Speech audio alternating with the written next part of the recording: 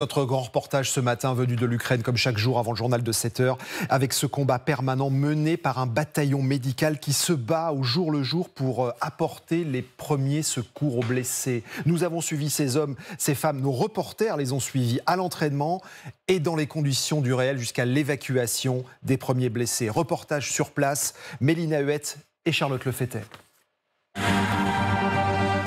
Checker s'il y a des hémorragies massives. Les apparences sont parfois trompeuses. Nous sommes à 500 km du front est ukrainien. Et cette militaire, censée avoir été gravement blessée, est en fait recouverte de faux sang. L'heure. Donnez-leur. 11h29.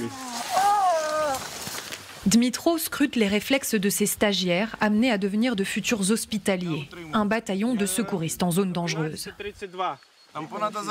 Il y avait du sang sur tes gants quand tu as vérifié cette partie du corps. L'instructeur, infirmier de formation, a souhaité mettre ses compétences au service de cette unité. Les 20 stagiaires qui l'accompagnent aujourd'hui en sont à leur 5e jour de formation sur 12. Votre attention. On arrête la simulation. Nettoyez la blessée. De manière générale, c'était pas mal. Juste une chose. De temps en temps, il y en avait un qui checkait ma respiration et j'étais à 2 doigts d'embrasser son casque. Tuvik, tout comme Dmitro, fait partie d'une grande famille de centaines de volontaires qui se relaient sur le front ou à proximité. Avant, j'avais peut-être 2 ou 3 amis proches. Mais maintenant, je comprends l'importance de tous les gens qui portent ce patch. Pour le bien de chaque vie, voilà la devise des hospitaliers.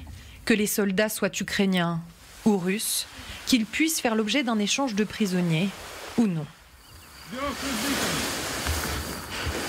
Même si c'est un porc, désolé du terme, ça reste un être humain. Nos soldats en premier et après, si tu es toujours en vie, on peut t'aider. Regardez en haut. Ici l'équipe Alpha, vous me recevez? Il y a un drone au-dessus de nous. Il est à nous ou à l'ennemi? Son de drone simulé au téléphone, écran de fumée, cobaye qui s'époumonne. Tout est fait pour reproduire au mieux les conditions du terrain. Essentiel pour ces civils qui n'ont pour la plupart ni l'expérience du front ni de lien avec le milieu de la santé. Ce sont des connaissances de base. Même des gens sans formation médicale peuvent porter assistance à des blessés et les transporter jusqu'à des médecins plus qualifiés. À l'issue de ce stage, un quart de la promotion sera jugé inapte à partir sur le front. Une semaine plus tard, nous avons rendez-vous à 500 km de là, dans le Donbass, avec ceux qui exercent déjà. Une membre des hospitaliers nous appelle au milieu de la nuit alors qu'elle évacue un soldat blessé au combat. On l'a reçu vers 1h du matin.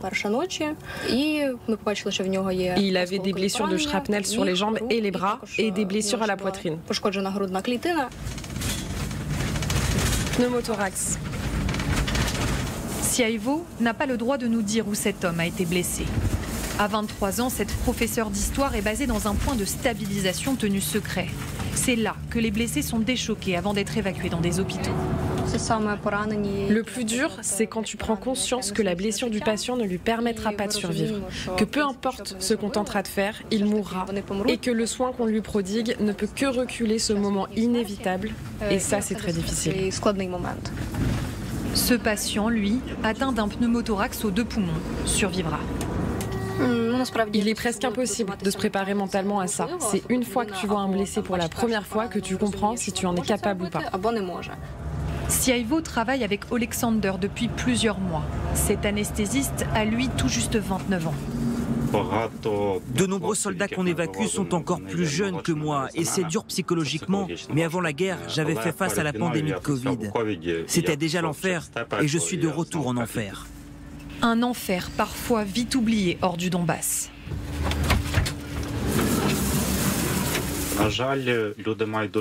Malheureusement, les gens ont la mémoire courte. Juste après la dernière frappe, ils oublient tout ceci. Je pense que c'est normal. Et de toute façon, nous, on se bat justement pour que l'arrière soit calme. C'est notre boulot.